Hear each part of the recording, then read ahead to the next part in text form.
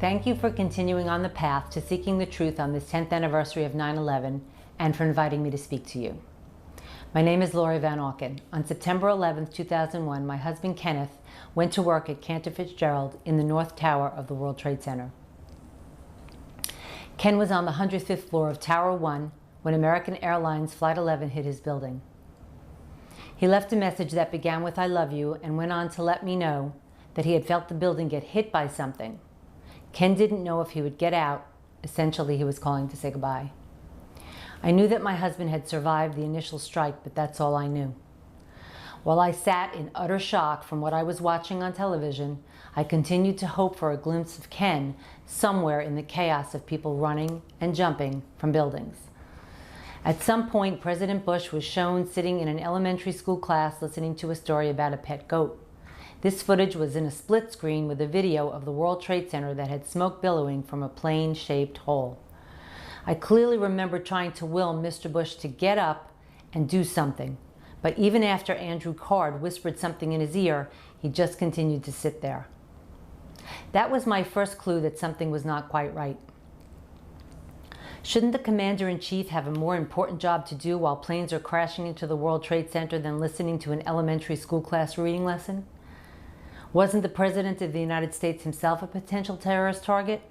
I thought of my own kids and worried that the children in that Florida school were in harm's way if President Bush was a target. As I continued watching the most unbelievable drama I had ever seen, the World Trade Center building started crumbling and crashing to the ground. The building that was hit first, my husband's building, remained standing as the South Tower, which was hit second, fell. I thought, how did the South Tower get hit in the top corner of the building without that piece of the building falling away from the rest of the structure as you would expect it to? Suddenly, Ken's building exploded into dust as I watched, and people tried to run away from the gigantic wall of smoke and debris that seemed to follow them down the street.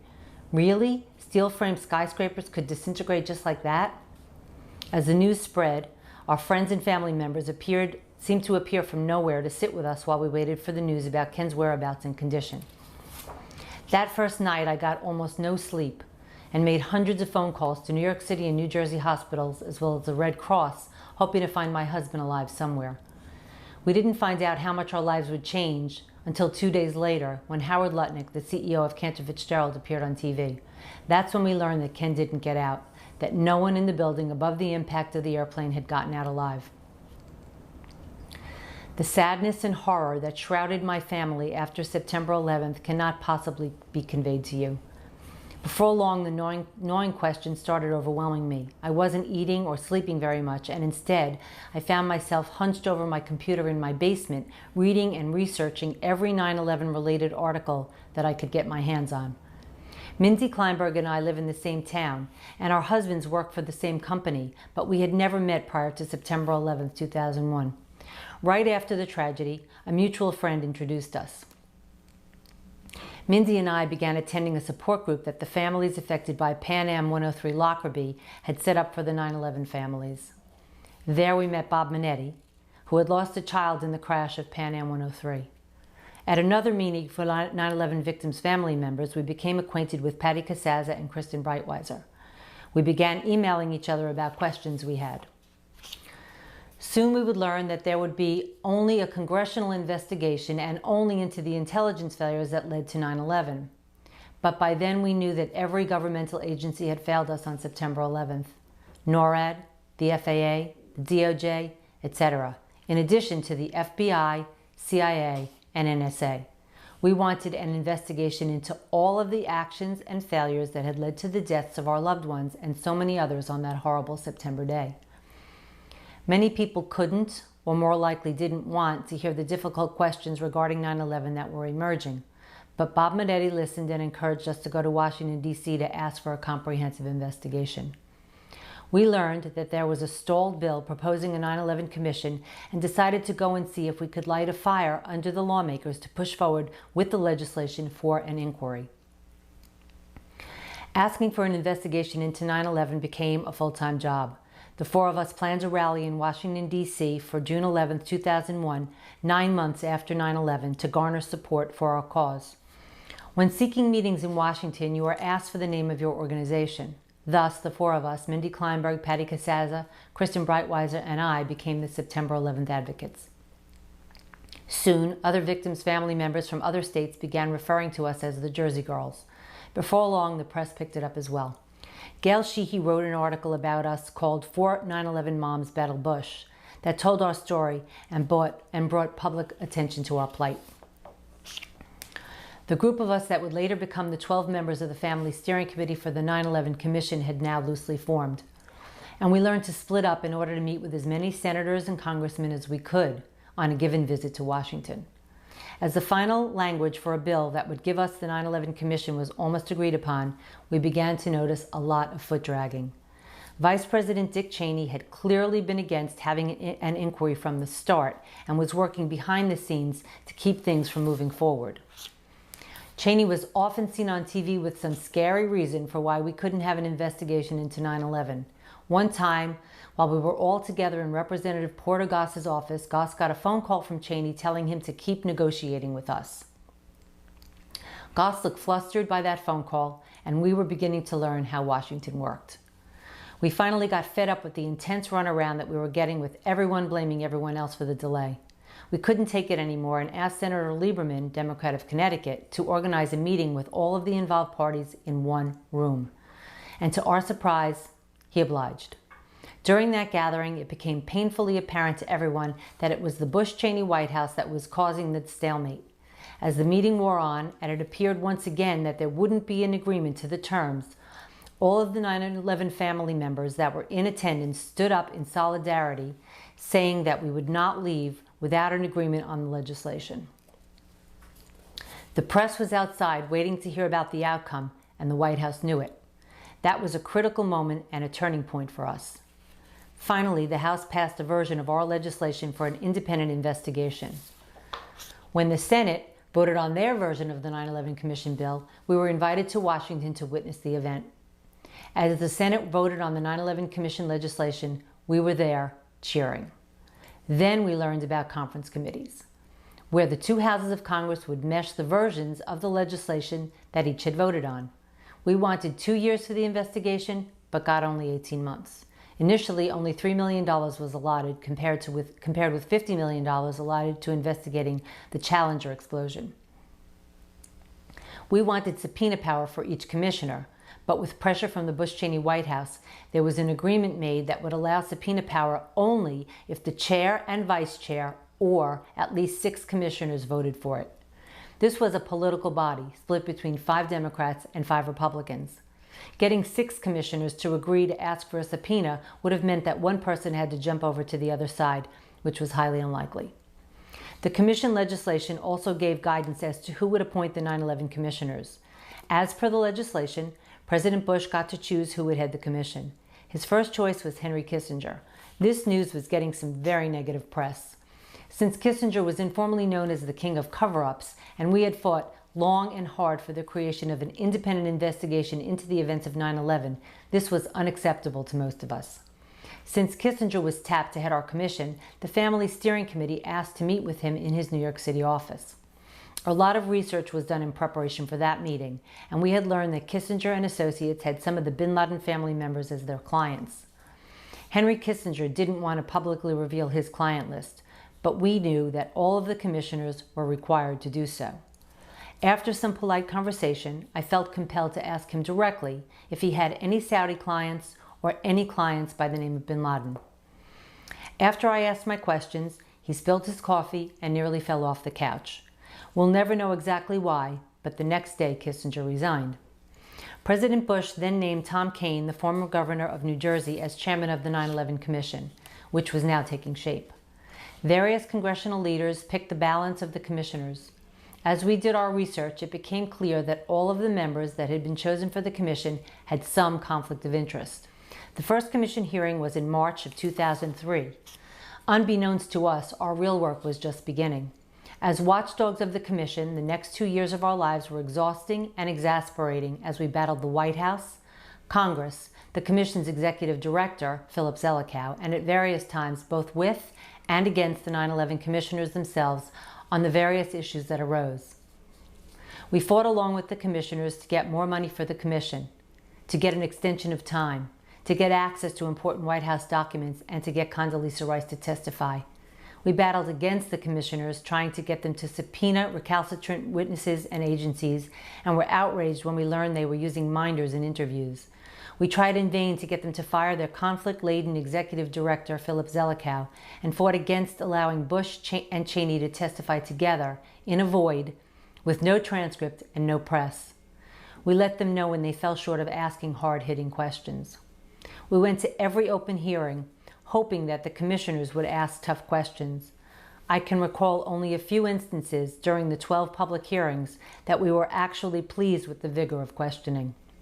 As executive staff director of the commission, Philip Zelikow really ran the show, deciding what topics would be covered at the hearings and who would be called to testify. After some cursory research, we found out that in 1995, he and Condoleezza Rice had co-authored a book called Germany Unified and Europe Transformed, a study in statecraft. They had worked together in the first Bush White House and had both been members of the second Bush's transition team in 2000-2001. As our intense monitoring of the 9/11 Commission continued, we found that there were even more insidious conflicts surrounding Dr. Zelikow.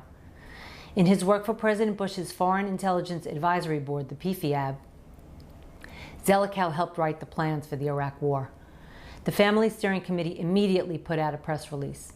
Quote, "It is apparent that Dr. Zelikow should never have been permitted to be executive staff director of the Commission. As executive staff director, his job has been to steer the direction of the Commission's investigation, an investigation whose mandate includes understanding why the Bush administration failed to prioritize the al-Qaeda threat. It is abundantly clear that Zelikow's conflicts go beyond just the transition period." The press release went on to request Zelikow's resignation. The 9/11 families, or at least some of us, were hoping for a real investigation with scholars and experts in the appropriate fields and evidence to back up the work.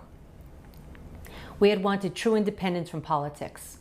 We had fought so hard to get this commission and did not want someone who clearly had huge conflicts of interest to be running the investigation. But unfortunately, that's what we got. 10 years after the 9/11 attacks, the old questions still linger and new ones have arisen. A real investigation into 9/11 has never been done. This is incredible considering the direction that we have taken as a country. The passing of the Patriot Act, entering 2 wars, and our entire foreign policy has all been based on the official account of 9/11. The proper place for the 9/11 proceedings would be a courtroom with subpoena power, rules for swearing in witnesses, and established protocols for handling questioning, cross-examination, and evidence. And ultimately, one would hope, real accountability for the actions that led to the deaths of so many. I want to thank you all for taking the time to gather together on this 10th anniversary in order to explore the issues and continue asking the questions that have never been answered regarding the events of September 11, 2001.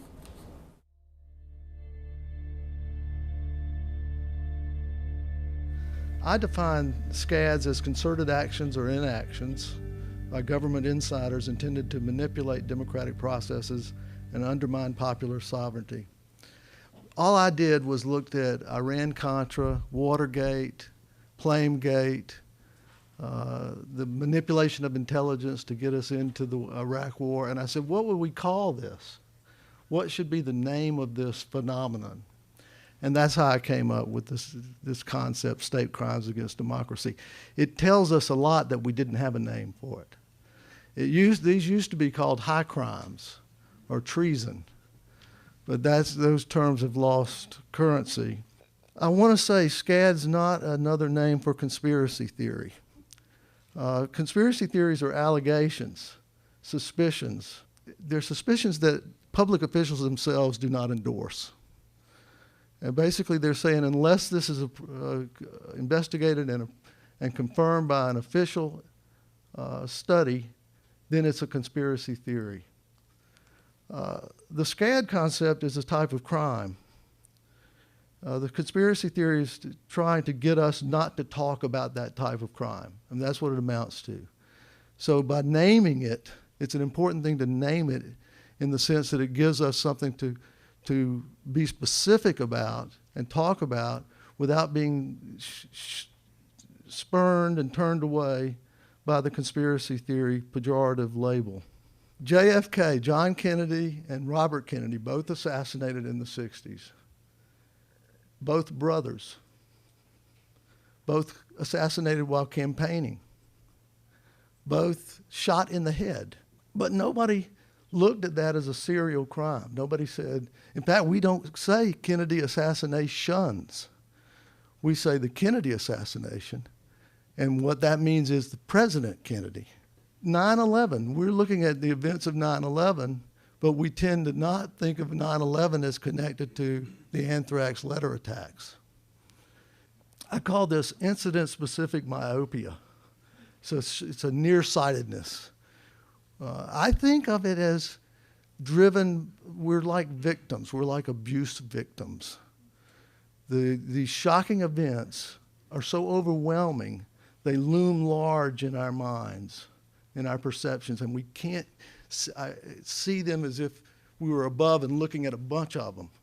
We can only just see the one and then see the other.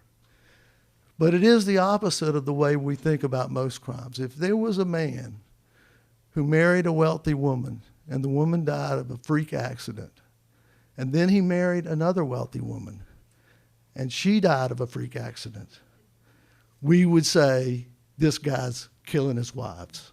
We would certainly suspect that. We would interrogate him. We want to know, where were you when she died from the freak accident? It would be our automatic response. The TV shows on crime use this constantly. They will look for patterns in crimes to identify the suspect. It's just a normal thing. It's criminology 101. And yet when we look at elite political crimes, we see them one at a time. Even when there are obvious connections, like the Kennedy assassinations or the 2000 and 2004 elections. Why do we do that? Well, I mentioned part of it is the abuse syndrome. Part of it, there's just powerful norms that prevent us from suspecting it. The fact is the political class ostracizes anybody who says these things.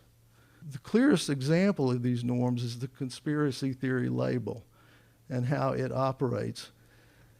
Now, what's so peculiar about the conspiracy theory label is it doesn't make any sense.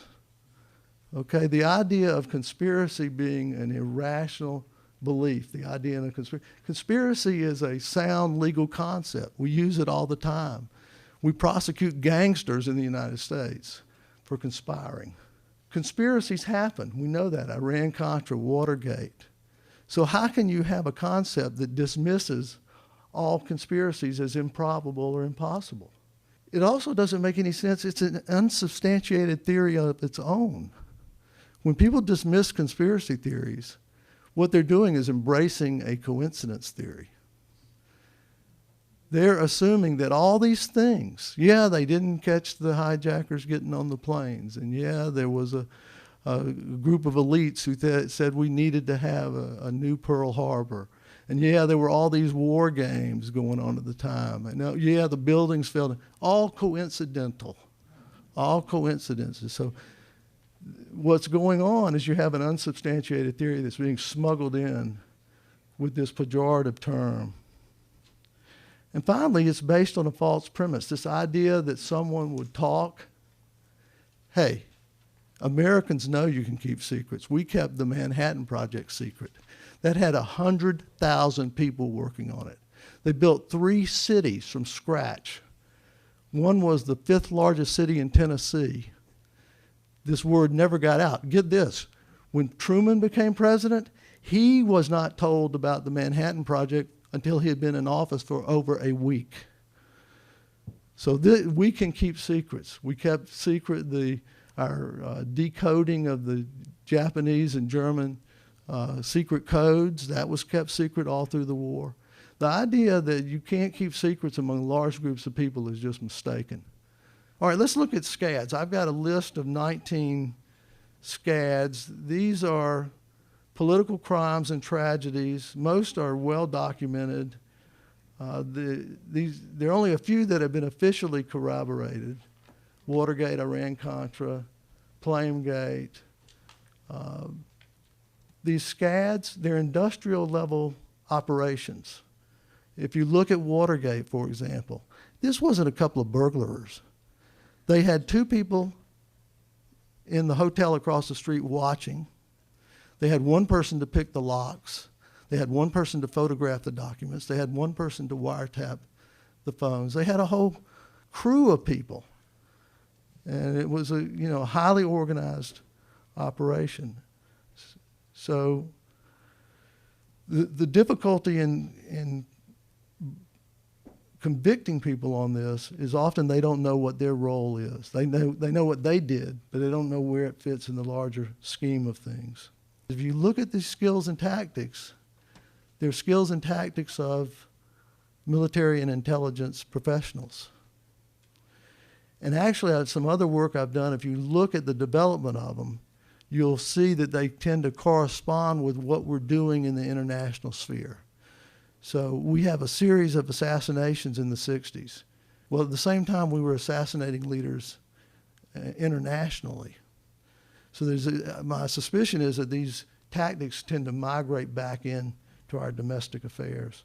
If you look at Watergate, Iran-Contra, and Iraq-Gate, and just look at the trajectory of criminality, Watergate was basically a maniac, Nixon, wanting to get reelected. And he did implicate some other people and get them to go along with him, but they did reluctantly participated in that. He hired the plumbers because the FBI would not wiretap the news media.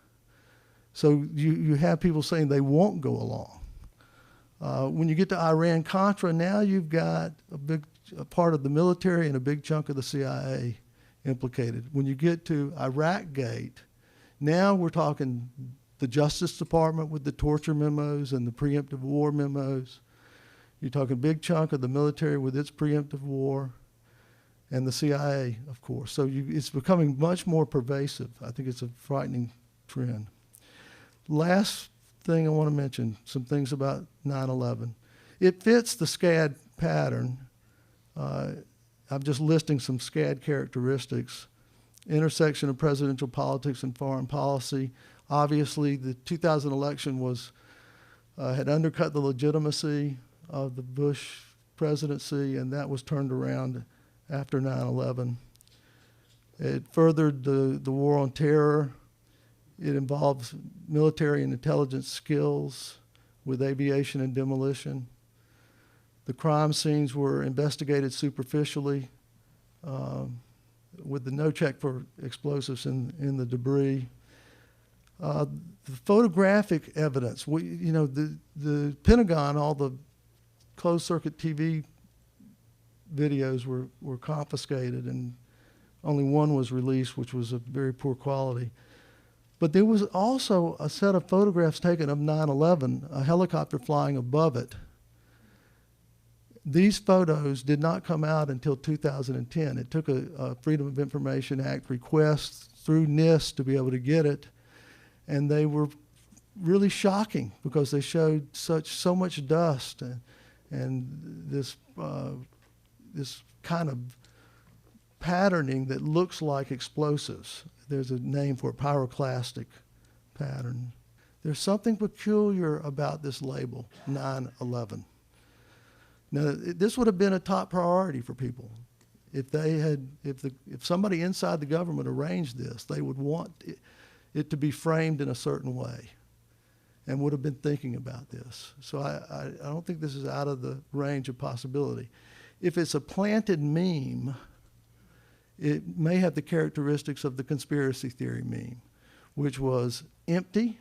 It's vague, but it's emotionally charged. It's a conveyance of emotion, and it's foreign to the culture. If we look at 9/11, it's emotionally charged. It's connected to the emergency phone number 911. I mean, that itself is very suspicious. And I think that that's the connection that if this was designed, was intended to do, and that it may have been time to be on that date to have that connection. 9/11 deviates from our naming conventions. We don't name holidays and events, frightening events, by the date. The only date I can think of that we have in America for a special date is July the 4th. But even that is Independence Day. Normally, we would name where the event happened, so Pearl Harbor, 3 Mile Island, or how it was done. So the anthrax letter attacks, for example, if we use that way of naming, we would call 9/11 the hijacked airplane attacks. The problem with using 9/11 is it elevates the historical significance of the event. There's before 9/11 and there's after. And it immediately conveys this way of thinking. These are the kind of sciences I think we should try to expand. I've given you examples of them. I hope that you'll join with me in doing these, and I appreciate everybody letting me use all their material for my theorizing. Thank you.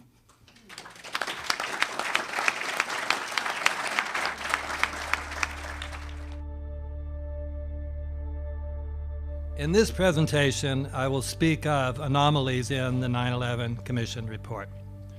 By anomalies, I mean features about and in this report that would not be expected on the assumption that the official account of 9/11 is true and the Commission was a truth-seeking body.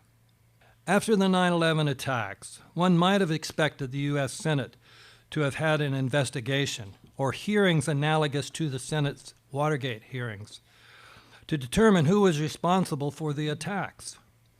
But the Senate Majority Leader, Tom Daschle, acquiesced to an appeal by President Bush and Vice President Cheney that only the House and Senate Intelligence Committees look into the potential breakdowns among federal agencies that could have allowed the terrorist attacks to occur, rather than a broader inquiry that some leaders have proposed. Bush and Cheney made this request, they said, because a broader inquiry would take sources and personnel away from the war on terror. So the resulting joint inquiry, authorized in February 2002, did not inquire as to who was responsible for the attacks, but simply presupposed the truth of the claims made by the Bush-Cheney administration. There were continuing signs that the Bush administration did not want the truth about 9/11 to be discussed. I will cite 5 pieces of evidence. First, Bush appointed Henry Kissinger to head the 9/11 Commission, leading the New York Times to ask whether this was not a clever maneuver by the White House to contain an investigation it long opposed. When Kissinger had to resign because he refused to name his clients, Bush appointed former New Jersey Governor Thomas Kean, who had no experience with Washington and national issues, and Representative Lee Hamilton, who had previously served as a Democrat covering up a Republican crime, and who had become friends with Cheney. The Bush White House also managed to get Philip Zelikow, a close friend of Condoleezza Rice, appointed as the executive director. 3, Bush promised only $3 million for the commission, whereas Ken Starr's investigation of President Clinton's affair with Monica Lewinsky had cost almost $30 million. In March of 2003, the commission asked for an additional $11 million, but the Bush administration turned the request down. Eventually, the commission was given $15 million. 5, having declared that the commission must finish its work by May 2004, the Bush administration delayed authority clearances for some of the commissioners. Commissioner Max Cleland said the White House wants to run out the clock here, with the result that the commission would not begin work until the middle of 2003, leaving it with less than a year to finish its work. The Bush administration later did allow for a few more months. In their preface to the 9/11 Commission report, Kean and Hamilton said that the commission sought to provide the fullest possible account of the events surrounding 9/11. In truth, the report provided was a fairly complete report of all the events surrounding 9/11 that could be used to support the official account of the 9/11 attacks. Evidence that some of the alleged hijackers, including Walid al-Shiri, said to have been on American Flight 11, which supposedly struck the World Trade Center's North Tower, were still alive after 9/11. The Associated Press reported that al-Shiri spoke on September 22nd to the U.S. Embassy in Morocco, explaining that he lived in Casablanca, working as a pilot for Royal Air Maroc. Defenders of the official account would later claim that this was a case of mistaken identity. But a 2001 BBC article entitled "Hijacked Suspect Alive in Morocco" made clear that the man of that name identified by the FBI as one of the hijackers was still alive. His photograph was released by the FBI and has been shown in newspapers and on television around the world. That same Mr. al-Shiri has turned up in Morocco, proving clearly that he was not a member of the suicide attack. He told Saudi journalists in Casablanca that he has now been investigated by the American authorities, who apologize for the misunderstanding. Nevertheless, the 9/11 Commission, writing as if none of this discussion occurred, endorsed the FBI's inclusion of al-Shiri with his photograph on the list of hijackers. The commission even said that al-Shiri was probably responsible for stabbing one of the flight attendants on American 11. The first page of the 9/11 Commission report says, among the air travelers on September 11 were Mohammed Atta and Abdul Aziz al-Omari, who arrived at the airport in Portland, Maine. Atta and Omari boarded a 6 a.m. flight from Portland to Boston's Logan International Airport. This story raises puzzling questions. Why was Atta in Portland the morning of the attacks? Atta was not only purportedly the ringleader of the hijackers, but also the one assigned to be the pilot for American 11 after it was taken over. If the commuter flight had been delayed for an hour, as my flight was yesterday, he would have been too late to make the connection to American 11, just as I missed my connection yesterday. Why would he have taken such a risk? Both the 9/11 Commission and the FBI admitted that they had no answer to this question.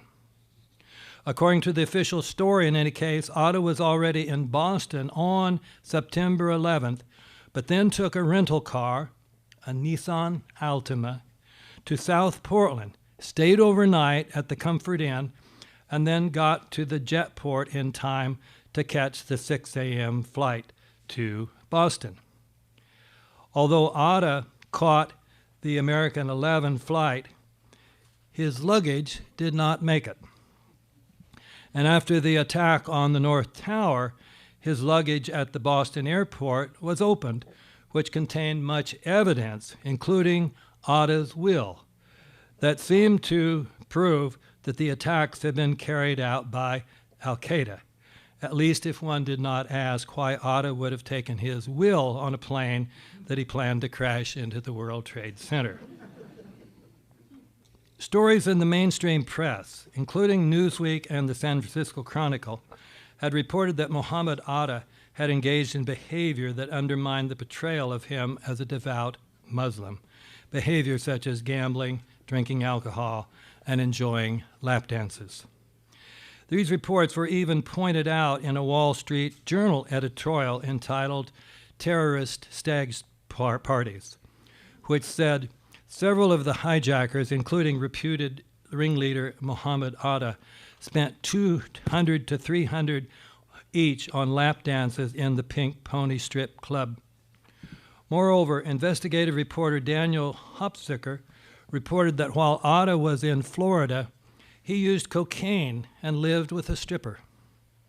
The 9/11 Commission report, however, does not mention any of these reports. It instead portrays Atta as not only religious, but even fanatically so. According to Professor Dietmar Marculi of Hamburg, who had been Atta's thesis advisor supervisor in the 1990s. Atta's full name, like his father's, was Muhammad al-Amir Atta. And this young man was actually very religious. So much so that he prayed regularly, never touched alcohol, and would not even shake hands with a woman upon being introduced. Professor Macaulay said, "I would put my hand on the fire that this Muhammad al-Amir I know will never taste or touch alcohol." The Muhammad al-Amir Atta that the professor knew was also described by him as very small, being 1.62 meters in height, which means slightly under 5'4", whereas the American Atta has been described as 5'8" and even 5'10". The 9/11 Commission never raised the possibility that the alcohol-drinking, cocaine-taking, lap dancer-paying man going as Muhammad Atta was a different man than the devout Muslim student in Hamburg. With regard to the official account of the Twin Towers, the Commission ignored all of the problems, such as how fire could have caused steel frame buildings to have collapsed, especially straight down, totally, and in virtual free fall, and also how ordinary building fires, even if ignited by jet fuel, could have caused steel to melt. But the most anomalous omission about the World Trade Center was the fact that the Commission did not even mention the fact that World Trade Center 7, which was not hit by a plane, also came down totally. Amazingly, Hamilton evidently did not even know that his report did not mention World Trade Center 7. This fact was revealed in an interview of Hamilton by Evan Solomon of the Canadian Broadcasting Corporation, which went like this. "Solomon, why didn't the Commission deal with the collapse of Building 7, which some call the smoking gun?" Hamilton, "Well, of course, we did deal with it." Then, after the conversation had shifted to other topics, Solomon brought it back to this, saying, "I just want to clarify something that you said earlier. You said that the Commission report did mention the World Trade Center 7, Building 7 in it. It did mention it or it didn't?" Hamilton, "The Commission reviewed the question of the Building 7 collapse. I don't know specifically if it's in the report. I don't recall that it is, but it is, Solomon, I don't think it was in the report." Hamilton, "Okay, then I'll accept your word for it." The 9/11 Commission also omitted the fact that the Project for the New American Century, many members of which had become key members in the Bush administration, published a document in late 2000 saying that a new Pearl Harbor would aid PNAC's goal of obtaining funding for a rapid technological transformation of the U.S. military. The report, headed by Zelikow, who had written NSA 2002, providing justification for attacking Iraq, omitted the fact that some key members of the Bush administration, including Donald Rumsfeld and his deputy Paul Wolfowitz, had been agitating for a war with Iraq for many years.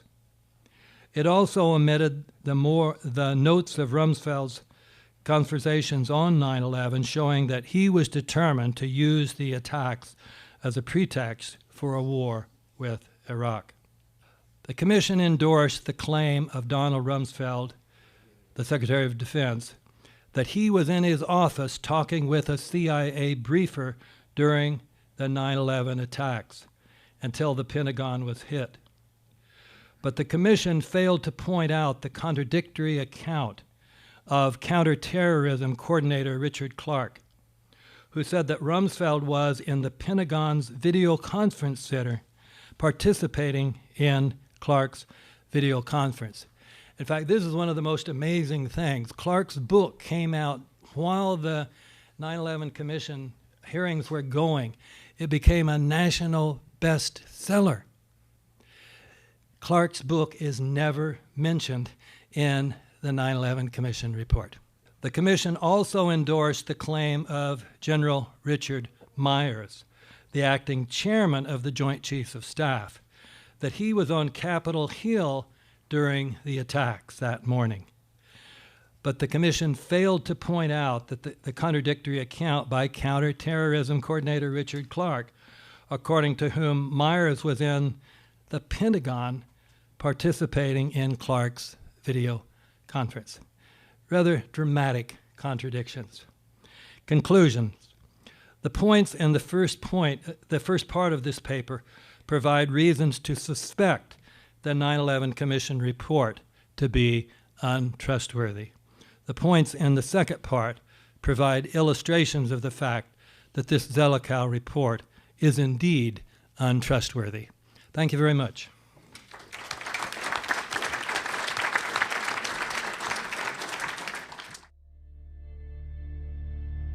Today I will discuss evidence related to the official investigations conducted by the National Institute of Standards and Technology, or NIST, whose reports comprise the final official explanation for what happened at the World Trade Center on September 11, 2001. Before we get to the reports, however, let me mention that the first pertinent point to consider is the low probability that the only 3 instances of a skyscraper suffering global collapse due to fire occurred all on the same day in the same place. There have been many raging building fires, much worse than existed in any of the World Trade Center buildings, but no global collapse has ever resulted from those fires.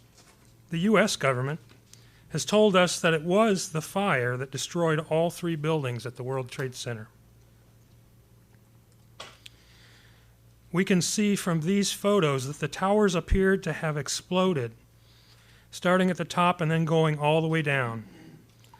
Also, high-velocity bursts of debris shot out from 10 to 30 floors below the collapsed front. At the top of each tower, the debris appeared to shoot upward and outward as much of the solid structure turned to dust. This is counterintuitive to the idea that the building was being crushed downward.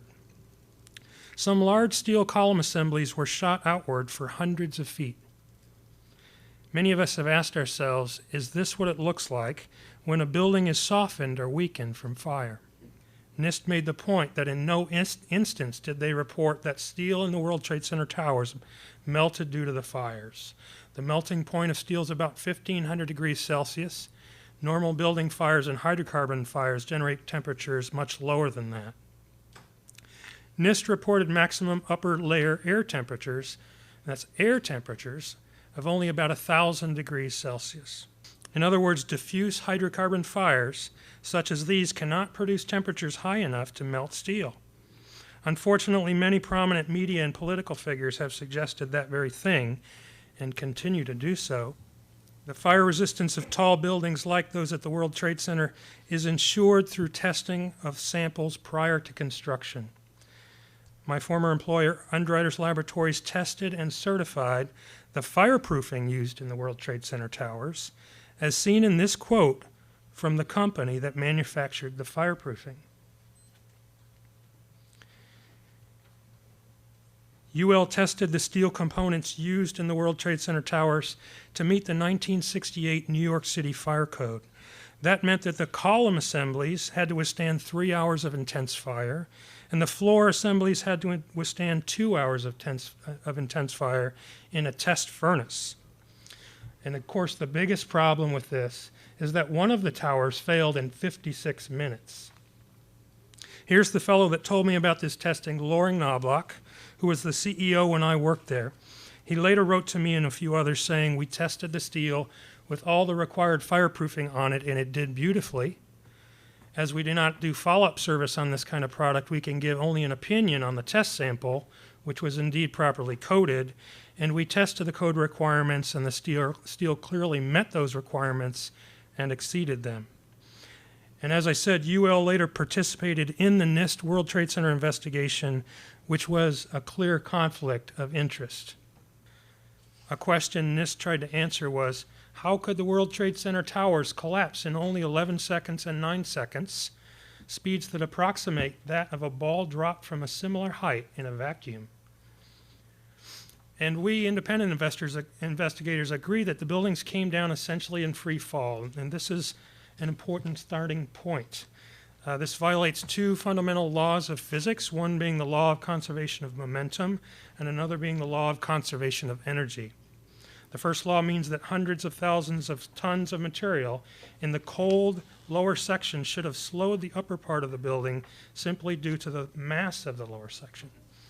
The second law requires that deformation of the lower section would consume energy, slowing the fall even more. Another point of agreement among all parties is that the theory that was claimed to be the most probable root cause for many years, called the pancake theory, in which the floors pancake down upon each other, is no longer supported by NIST. It's really no longer supported by anyone. And since 2004, when my former company did test models of the floor assemblies, the pancake theory has no longer been viable. The NIST World Trade Center report is over 10,000 pages. It was originally published only for the towers in 2005, and like previous reports on the subject, it was focused only on the fire-induced collapse hypothesis. NIST made no real effort to examine the explosive demolition hypothesis. NIST's stated goals were to explain why and how World Trade Center buildings 1 and 2 collapsed after the initial impact of the aircraft, and why and how World Trade Center Building 7 collapsed. The scientific tests that NIST performed to reach its conclusions included tests to determine gas temperatures, tests to determine steel temperatures, tests to determine the possibility of floor failure, tests to determine the possibility of fireproofing loss. Unfortunately for NIST, none of the tests it performed supported its conclusions, as we will see. NIST therefore based its entire explanation on computer models. A summary of what NIST found was as follows. The aircraft severed columns, loads were redistributed, fireproofing was widely dislodged, high temperatures weakened columns and floors, floors began to sag, sagging floors pulled exterior columns inward, causing them to buckle. Instability spread around the entire building, and then they simply said global collapse ensued. We'll examine each of these steps. The first step in this sequence was that columns were severed. Again, it's agreed that the core columns were massive and over-designed, and the perimeter columns were made of super strong steel. But NIST now admits that 14 to 15% of the columns were severed in the World Trade Center towers. This is compared to original design claims published in the Engineering News Record when the buildings were first announced. They said that one could cut away all the first-story columns on one side of the building and partway from the corners of the perpendicular sides, and the building could still withstand design live loads and a 100-mile-per-hour wind from any direction. What that means, in essence, is that the towers could lose 25% of their columns, and they'd only lost 14 to 15%. The second step in this sequence was that the gravitational load was redistributed among the remaining columns. NIST said that loads on some columns were decreased, and on other columns they were increased up to 25%. Again, original design claims said that live loads on these perimeter columns can be increased more than 2,000% before failure occurs. The third very critical step in this sequence was that fireproofing was, quote, widely dislodged.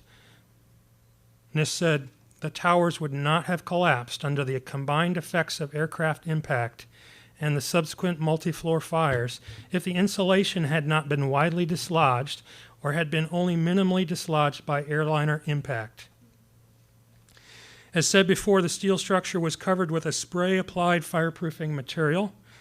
There were requirements for the fireproofing to have a certain bond strength, and those requirements were met. In the center and right photo below, you can see how the fireproofing was applied to the columns and underneath the floor assemblies. The test that NIST performed to establish the critical fireproofing loss involved a total of 15 rounds from a shotgun at steel plates and bars. Here you can see photos from the NIST report of the results of these tests. But NIST did not explain how a Boeing 757 airliner could be converted into many thousands of shotgun blasts, which would need to be pointed in all directions to shear off the fireproofing. A real serious problem with this is NIST provided to us the energy requirements, and too much energy is required for this. Previous calculations by engineers at MIT had shown that all the kinetic energy available from the aircraft impact was consumed in breaking the columns, crushing the floors, destroying the aircraft. And NIST had tests that showed that 1 megajoule was required for every square meter of surface to shear off the fireproofing via this shotgun blast effect. That's more than 6,000 square meters of column, floor deck, and floor joist surface, according to the NIST report. That would be several times more than the entire kinetic energy available from the aircraft impact. The plane hit the building, fires rose up. NIST says the fires died down. Explosions do that. They consume the oxygen. And then over time, the fires rose up again and began migrating around the core of the building. It took a whole hour for that to happen, leaving 45 minutes of fire time at the south wall. Now, NIST claimed that the south wall then bowed inward from the fires there, but we might ask why the east and west walls, which had seen as much fire time, why they didn't show any bowing. My former company, UL, participated in the NIST investigation by conducting tests on models of World Trade Center floor assemblies to examine the floor response to fire. The result was that only very slight sagging occurred in the tests and no collapse. After 45 minutes, in a high-temperature furnace, all 4 test models sagged only about 3 inches in the middle, and the major joist parts did not sag at all. NIST's computer model turned this into 42 inches of sagging, with the joist bending down severely. Here's a photo of one of those floor assemblies after the standard method ASTM E119 was performed. During this test, it was held in a furnace at a temperature over 1,000 degrees Celsius for a period of 2 hours. You can see the slight effect. The midsections of the assembly sagged a few inches, but the frame was not damaged and the floor held its load without failure. The weight loaded was twice as great as what was known to have existed in the World Trade Center. These experiments were performed on 4 separate floor models, all of which had less fireproofing than was known to have existed in the World Trade Center on September 11th. If the sagging had been severe, as in the computer model, what would have to happen to make the sagging floors create these dramatic pull-in forces, as NIST requires? Sagging floors, for one thing, do not weigh any more than unsagged floors. But to defeat the original design claims, over 30 columns would have to be pulled in, and the floors were known to form this intense staggered grid with the columns, the way it was constructed. And the force required to pull a perimeter column inward within that grid and overcome that was far greater than what a sagging floor assembly could provide. Even within NIST computer models, the sagging and pulling effects that NIST explanation depends on were not seen. Not even for the most severe cases examined. Here are several quotes from the NIST report that make that fact clear. Sagging of floors in such a wide range over fire floors was not predicted by full floor model analysis. Locations and magnitudes of pull-in forces were not accurately simulated. Pull-in forces were applied in some locations where the full floor analyses did not predict the development of such behavior. NIST was simply not able to demonstrate this critical pull-in effect. Physical tests were not done, although that would have been decisive. The computer models did not indicate these forces either. And as a result, NIST made some fraudulent changes to the scenario. All the fireproofing was stripped off a large section of the computer modeled building, and exaggerated temperatures were applied for twice as long as NIST had said occurred in the failure zones. That is, they applied exaggerated temperatures for 90 minutes instead of 45 minutes. But even then, the pull-in forces were not created in the computer. So NIST did something completely paradoxical. It disconnected the floors before applying an imaginary pull-in force. This is the opposite of science. This is not anywhere near science. No physical test done. The computer models did not give them the answer they want, so they do something completely fraudulent, which is exactly what they did. The final step of NIST's sequence for the towers was that instability caused by the perimeter columns pulling inward spread around the entire perimeter of the building. This would be necessary to explain the perfectly uniform fall. Again, no tests of any kind were performed to confirm this instability spread. And for several reasons, it does not appear to be realistic. The buildings fell at near free fall acceleration, so the instability would have to fit within that time frame. If we give it only half a second of the time, then this instability spread is moving at nearly twice the speed of sound. That's not realistic. It's not shown in the photos. So finally, for the towers, the NIST report is false because NIST did not explain why and how the buildings collapsed, and the investigation was deceptive and unscientific. NIST reported findings that were in direct contradiction to the physical testing performed. This is what I was fired from my job for stating.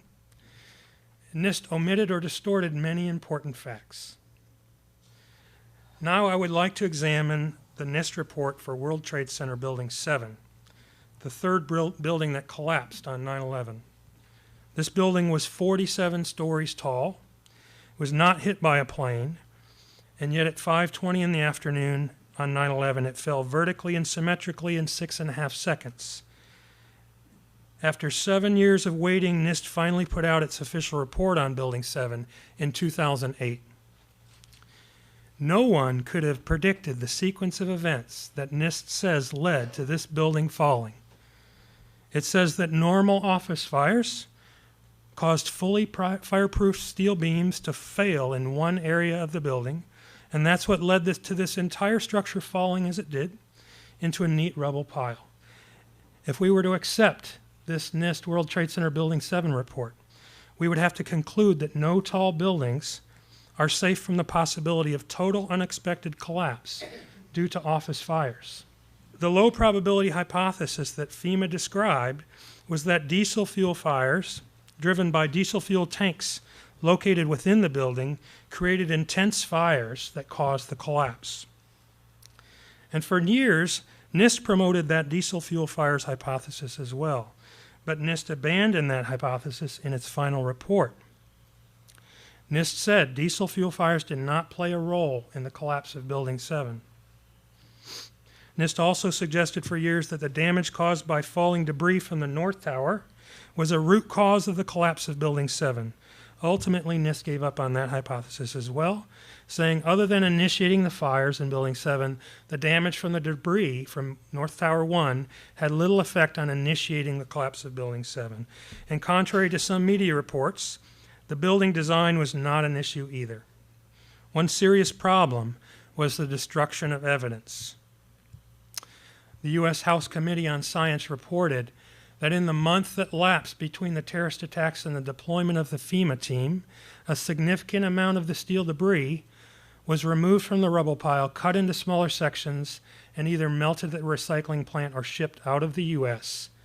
Some of the critical pieces of steel were gone before the first FEMA team member ever reached the site.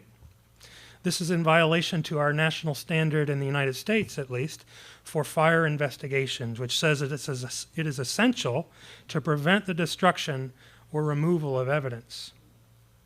Another serious problem is that NIST was stumped for years. Now, they told us in 2006 that their lead investigator, Shyam Sunder, told New York Magazine that he didn't know. He's had trouble getting a handle on Building 7. There's a problem here because the new Building 7, which is taller, built in the same site, was completed in 2006. You would think they would want to know what happened to the first one. And 2 years later, they said they did know. They said it's no longer a mystery. the same man, Shyam Sunder, the lead investigator. It's all about science, and the obvious stares you in the face. So we'll take a look at NIST's final theory now and discover for ourselves whether or not it's obvious, but we should remember that it's entirely computer-based. NIST did no physical testing at all to support its Building 7 report. Here are the basics of the NIST explanation for what happened to Building 7. The fact is they're saying that fire-induced thermal expansion of the floor system surrounding column 79 led to the collapse of floor 13, which triggered a cascade of floor failures. In this case, the floor beams on the east side of the building expanded enough so that they pushed a girder spanning between two columns, and this caused the girder to walk off its seat. You'll see more in detail. But basically this, here in the lower left, you see a diagram of a beam from the NIST report pushing a girder off its seat. That caused the whole building essentially to collapse. An important point here, when we're talking about floors and the beams below them, is something called shear studs. The NIST interim report from 2004 said that most of the beams and the girders were made composite, or one piece, the floor and the beam, one piece with these studs. In a deceptive turnabout, in their final report, they said that no shear studs were installed on any of the girders. Unfortunately for NIST, it's not just its own 2004 interim report that contradicted this vital aspect of the final theory. The presence of shear studs on all the girders was also described by John Salvarinas, the project manager for Building 7, from the company that supplied the steel components. This diagram from an academic paper that Salvarinas wrote in 1986 showed that there were 30 shear studs on that critical girder. And for the question about where column 79 is, it's right here. NIST claims that thermal expansion caused the breakage of over 100 bolts, high-strength bolts. The mechanism that NIST claims caused all this damage is called differential thermal expansion. This is when the expansion of the beam below is much greater than the expansion of the concrete's floor slab above it when they're both heated in a fire. Thermal expansion is not a new phenomenon, as NIST suggests, but has been a consideration throughout the history of structural design. You can see that point made here by two building professionals from Australia who wrote a response to NIST on its Building 7 report. These building professionals reported that they had actually done physical tests to see what thermal expansion would do to floor assemblies. These were just the kinds of tests that NIST should have done. Structural engineer Ron Brookman, a colleague of mine, made a FOIA request to NIST in 2009 asking for the calculations and analysis behind the claim of girder walk-off failures. NIST responded that the release of that information might jeopardize public safety.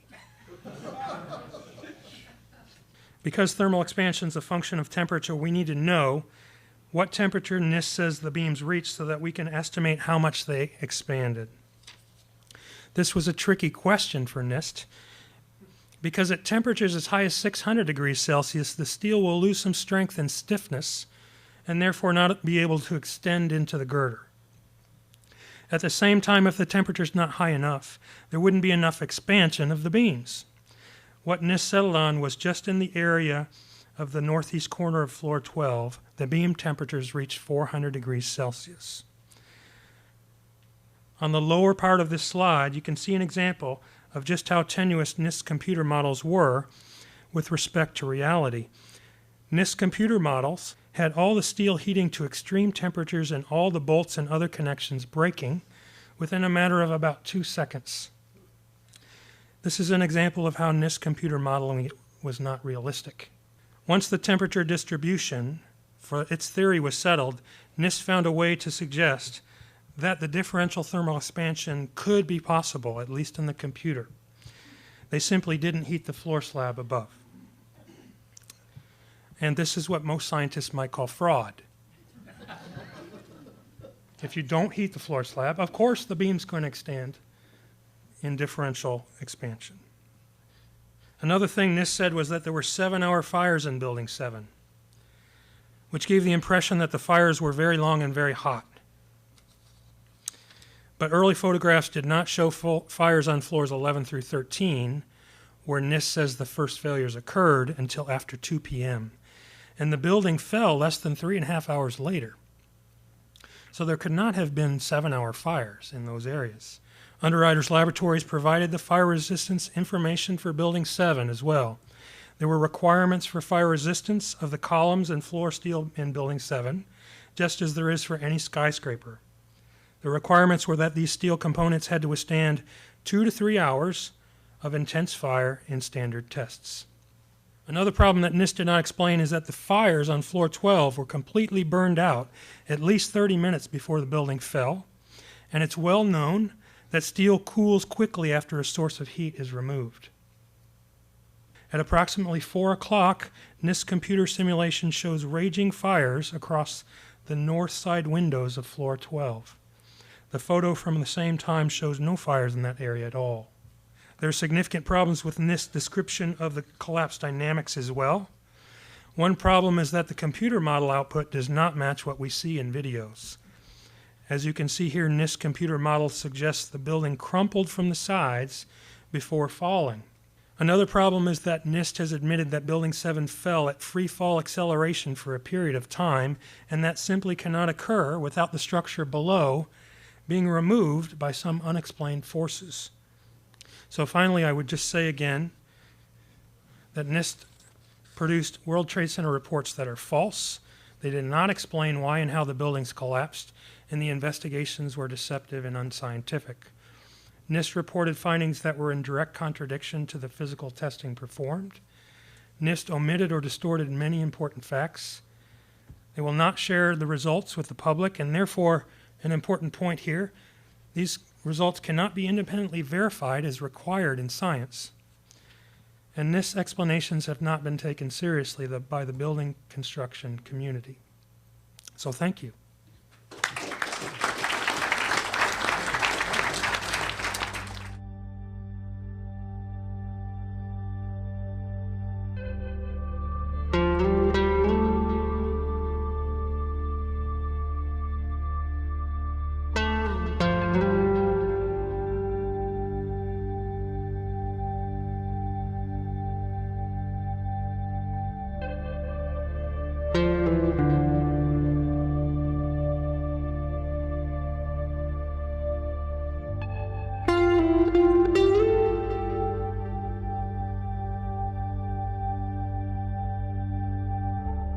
Thank you.